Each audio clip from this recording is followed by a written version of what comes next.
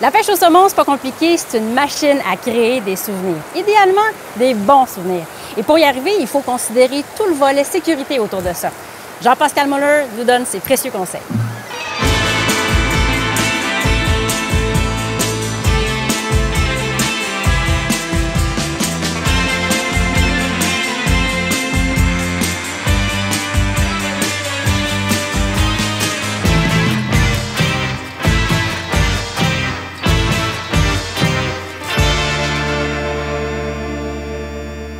S'il y a un domaine dans lequel on ne parlera jamais suffisamment de sécurité, c'est bien dans tout ce qui touche les sports nautiques, les activités nautiques.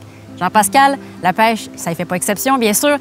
C'est tellement le fun, la pêche. Puis si on veut que ça reste le fun, il faut se préparer, il faut penser à tout ce qui est sécurité. Puis ça commence avec l'équipement de pêche qu'on va se procurer. Oui, il y a plusieurs choses qu'il faut prendre en considération.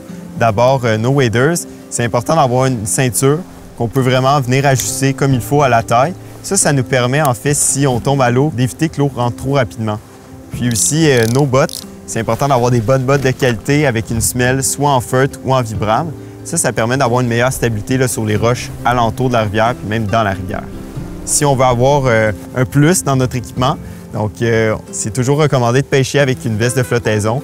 Par contre, des fois, c'est un peu chaud, c'est un peu encombrant, mais il faut savoir que maintenant, il y a des ceintures qui sont vraiment délicates qu'on peut venir actionner si on en a besoin. Aussi, un sifflet, c'est toujours pratique. Donc, si on veut appeler à l'aide et qu'on est blessé sur le bord de la rivière, et un bâton de marche aussi, c'est pratique pour traverser. Traverser la rivière, c'est tout un art pour certains, tout un art. Comment on fait ça avec un bâton, justement, puis quand on est avec nos amis pêcheurs? Idéalement, il faut toujours être deux. Donc, on attend nos partenaires de pêche avant de traverser. Et quand on va traverser, on reste proche l'un de l'autre. S'il y en a un qui perd l'équilibre, on peut venir le rattraper par la ceinture pour s'assurer que personne ne soit blessé. Sinon, le bâton, c'est pas tout le monde qui en veut un. Et on traverse avec un bâton, puis s'il y a du courant aussi, comment on gère ça? Un bâton, c'est toujours l'idéal, c'est de le placer vers le bas de la fosse. Ça nous permet d'avoir un meilleur appui. Puis comme ça, on vient traverser toujours plus haut que le point qu'on veut atteindre de l'autre côté. Donc on descend avec le courant en s'appuyant sur notre bâton. Donc on évite de remonter la rivière, c'est comme ça qu'on peut tomber.